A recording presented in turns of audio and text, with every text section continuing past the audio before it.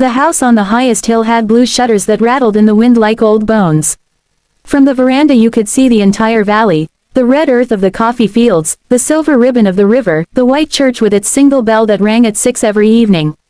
Inside, the air was always the same, cedar from the floorboards, orange blossom from the tree outside the kitchen window, and the faint ghost of pipe tobacco that had soaked into Joaquin Ribeiro's clothes for 50 years. Maria was 4 when her parents died. She remembered the crash only as a flash of headlights and her mother's scream cut short. After that, there was only Joaquin, tall, thin, stooped like a heron, with hands that could fix a tractor or turn the pages of a book with equal gentleness. He never raised his voice, never swore, never locked the front door. Honest men have nothing to hide, he said. Every evening he carried her to the veranda, sat her on his knee, and told stories.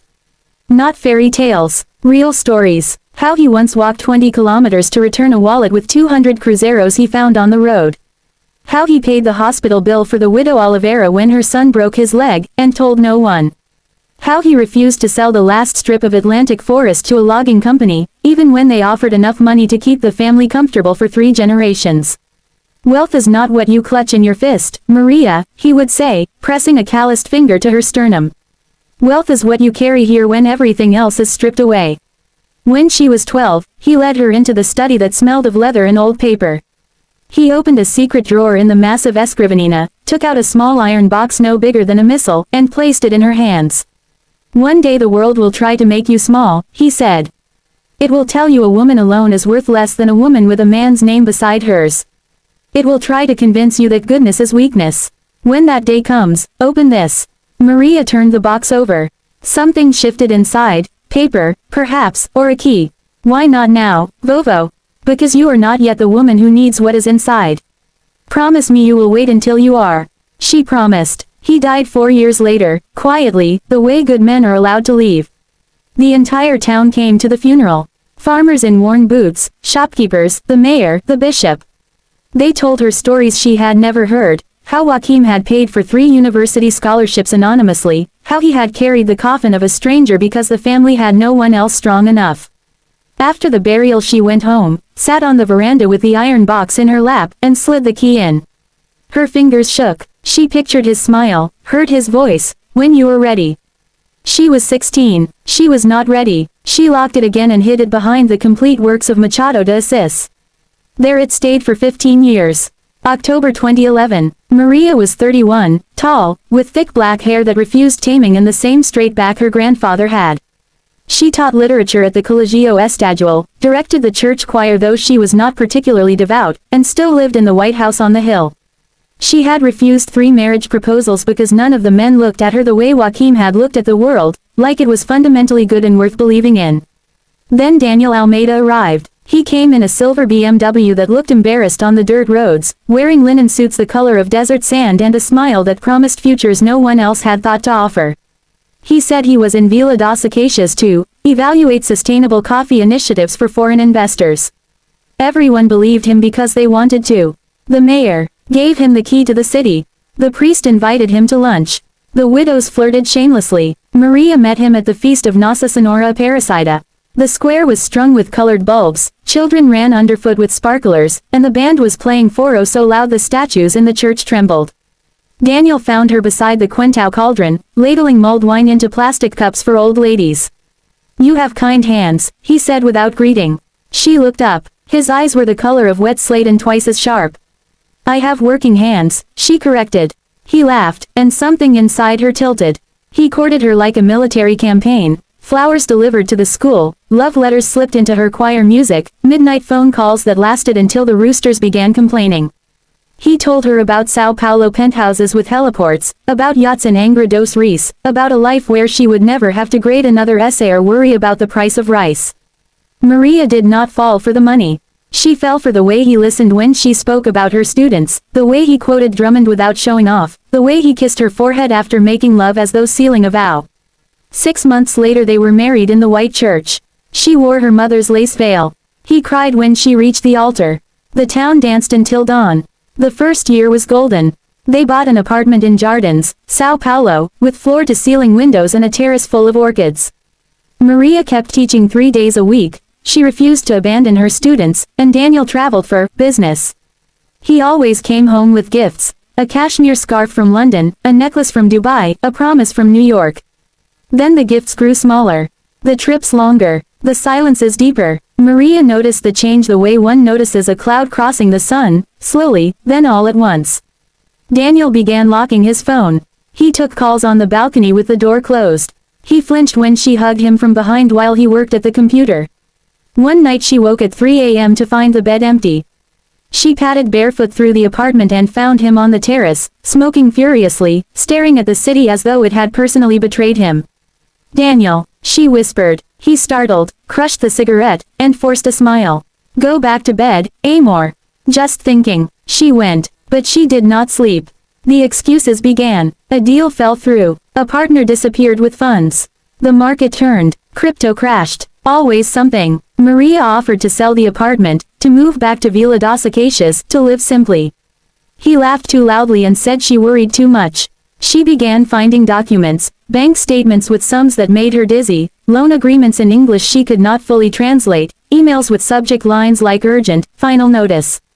When she asked, he kissed her forehead and told her not to worry her pretty head. His kisses stopped reaching his eyes.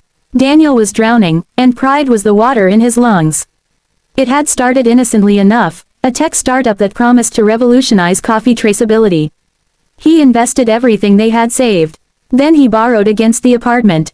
Then he borrowed against her inheritance, the pieces of land in Villa das Acacias she had never sold because they were the last places her grandfather's boots had walked. When the startup collapsed, he did not tell her. Instead he found new investors, riskier ones, men who wore too much cologne and spoke in euphemisms. He forged her signature on guarantees. He told himself it was temporary. Just until the next round. Just until the market turned. It never turned. By 2019 he owed more money than most people see in a lifetime. Collectors began calling. His partners threatened to go to the police. He stopped sleeping. He looked at Maria, sleeping peacefully beside him, trusting, luminous, and felt a spike of pure rage. Her trust felt like judgment. Her calm felt like accusation. Her love felt like chains. He decided to leave, not because he stopped loving her. He was no longer sure what love was, but because staying meant exposure, ruin, maybe prison. Leaving meant survival. He spent 6 months planning it with the meticulousness of a military strategist. First, he opened accounts at Goldrise Private Bank, a discreet institution in the Cayman Islands with a small, elegant branch in Sao Paulo. Goldrise was famous for 3 things: absolute secrecy, 0 questions, and numbered accounts that even God couldn't trace. Perfect. Second, he began siphoning money, small transfers at first, then larger ones. He told Maria they were restructuring assets. She signed where he asked because she trusted him. Third, he prepared the divorce papers. No fault, clean, final. He rehearsed the conversation in his head 1,000 times. He would be cold, distant, cruel if necessary. Cruelty was easier to survive than guilt. May 14, 2020. Maria woke early. She wanted to recapture something of the old lightness between them. She made his favorites. Eggs soft scrambled with chives, toast with the crusts cut off the way he secretly liked, coffee strong and black. She wore the yellow sundress he once said made her look like sunrise. Daniel came into the kitchen still in his pajamas, eyes bloodshot. He had not slept. She smiled. Bom dia, meu amor. He sat, did not smile back. She placed the plate in front of him. He pushed it away. I want a divorce, he said. The words were flat, rehearsed, merciless. Maria's hand froze halfway to her coffee cup. The cup trembled. Hot liquid sloshed over the rim and burned her fingers, but she barely felt it. What? The word came out small, childlike. I'm not happy. I haven't been for a long time. I need space. This marriage is over. She stared at him, searching for the man who had cried at their wedding. There was no trace. Daniel, talk to me. Whatever it is, we can fix it together. We always have. There's nothing to fix. His voice cracked on the lie, but he pressed on. I've already spoken to a lawyer. The papers will be delivered tomorrow. I'll be staying at the Hilton until I find an apartment. He stood. She reached for him. Please, don't do this. I love you. He looked at her hand on his wrist as though it belonged to a stranger. Then he pulled away. 3 days later he left with one suitcase and the cold precision of a man escaping a burning building. The door closed with a soft click that sounded, to Maria, like the end of the world. For weeks she moved through the apartment like a ghost. She did not eat, did not answer the phone, did not open the curtains. Friends called. Her aunt from Ribeirão Preto drove up twice. She let no one in. She kept replaying the marriage in her mind, searching for the moment it had cracked. She found nothing. The betrayal was not in anything she had done, it was in everything he had hidden. One morning in June she woke to find the iron box on her nightstand. She had no memory of taking it from the house in Vila das Acacias. Perhaps she had brought it months ago and forgotten. Perhaps her subconscious had known. She sat on the edge of the bed and turned the key. Inside was a single folded sheet of heavy paper and a brass key on a red ribbon. The paper was in Joaquim's handwriting, steady even at the end. My dearest Maria, if you are reading this, the world has tried to make you small. Remember, you are never small. The key opened safe deposit box 1942 at Goldrise Private Bank, Sao Paulo. Branch, everything I saved that was not love, I saved for you. Use it wisely, use it fiercely, and never, ever let them tell you what you are worth. All my love, forever. Vovo. She read it 3 times. Then she dressed, took the key, and drove to the city. The Sao Paulo branch of Goldrise Private Bank occupied a discreet 6-story building on Rua Bela Sintra. No sign, only a brass plaque and a retinal scanner beside the door. Maria was admitted after the 3rd layer of security recognized the key code embedded in the brass. She was led to a private elevator that descended rather than ascended. The vault level smelled of cold metal and old money. A man in an immaculate suit greeted her. Sra. Ribeiro. My name is Eduardo Marcus. I have been waiting 15 years to meet you. He was younger than she expected. 42, perhaps, with kind eyes and the calm authority of someone who had seen every kind of secret. He led her to a conference room lined with mahogany. On the table lay a leather folder thick as a Bible. First, he said gently, my condolences on your grandfather's passing. And second, congratulations. As of 9:17 this morning, when you presented the key, you became the majority shareholder of Goldrise Private Bank. 55%, to be exact. The remaining shares are dispersed among silent partners who have never exercised voting rights. Maria sat down hard. I own a bank. You own this bank, Eduardo corrected. Your grandfather began acquiring shares in 1978. He never told a soul. The transfer was structured to activate only upon presentation of that exact key by his named heir. That is now you. He opened the folder. Share certificates. Legal documents in 4 languages. A family tree with her name glowing at the bottom like a flame. And, Eduardo continued, voice softening, as majority shareholder you have absolute access to every account, every transaction, every secret this institution has ever kept. Something cold and bright ignited in Maria's chest. Show me, she said. They spent the afternoon in a secure terminal room. Eduardo taught her the system with the patience of a man who had all the time in the world. She started with recent large transfers, instinct, nothing more. She found Daniel's accounts in less than 20 minutes. There were 7, numbered, anonymous to anyone without her level of access. She clicked the first transaction history and felt the floor tilt beneath her. Dates, amounts, reference notes in Daniel's private code, she recognized the pattern from old shared spreadsheets. Every real she had ever earned. Every cruzeiro her grandfather had left her. Every bonus, every savings bond, every gift from wedding guests. Gone, stolen, hidden here, in the one place on earth where she now held absolute power. She sat back. The room was silent except for the hum of servers. Eduardo waited. Maria's voice, when it came, was steady as winter steel. Freeze every account linked to Daniel Almeida. Immediate. No notifications. Then open a full forensic audit. I want every cent traced. Eduardo inclined his head. It is done. She looked at him then, really looked, and saw respect bloom in his eyes. The audit took 4 months. Daniel, meanwhile, discovered paradise was expensive. The money he thought was his safety net began vanishing faster than he could spend it. Bad investments, worse friends, a lifestyle that required constant fuel.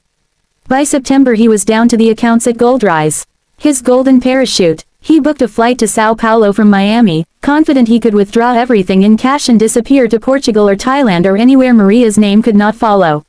He landed on a Tuesday in November, took a taxi straight to Rua Bela Sintra, and strode into the lobby like a man who still owned the world.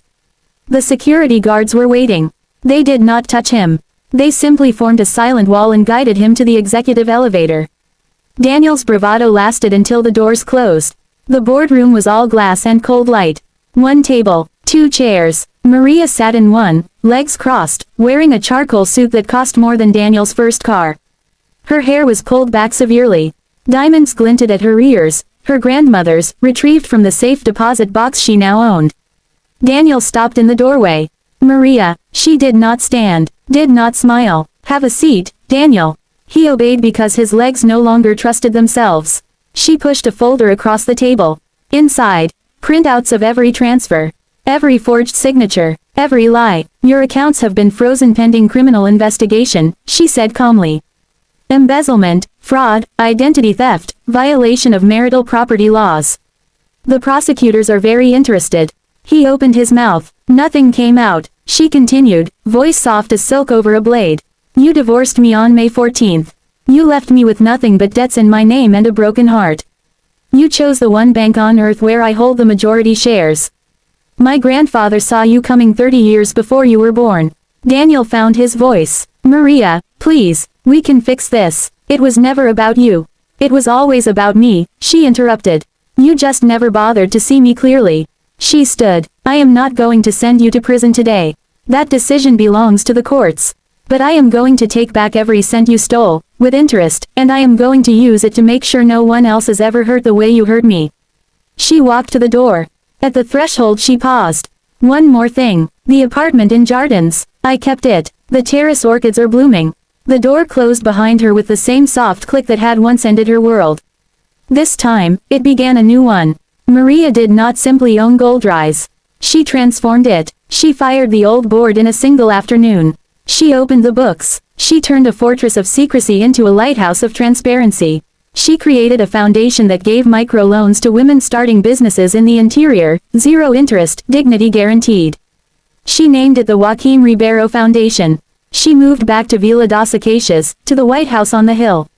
She kept the Sao Paulo apartment for board meetings and the nights she needed the city lights to remind her how far she had come. She never married again. She did not need to. She had learned that a woman alone can be a complete sentence. Daniel's trial lasted 18 months. He took a plea, 5 years, reduced for cooperation. When he walked into the prison in Tremembe, the other inmates already knew the story. They called him, the man who robbed the woman who owned the bank. He never quite lived it down. Maria visited him once, 6 months into his sentence. Not for forgiveness, she had already given that to herself, but for closure.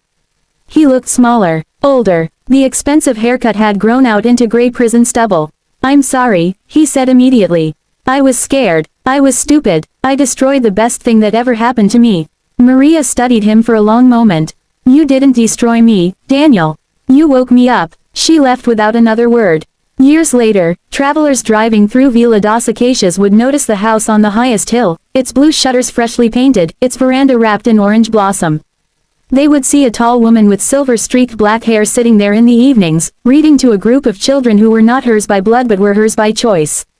They would say she owned a bank, that she was richer than anyone in the state, that she had brought a thief to his knees with nothing but the truth and a grandfather's love.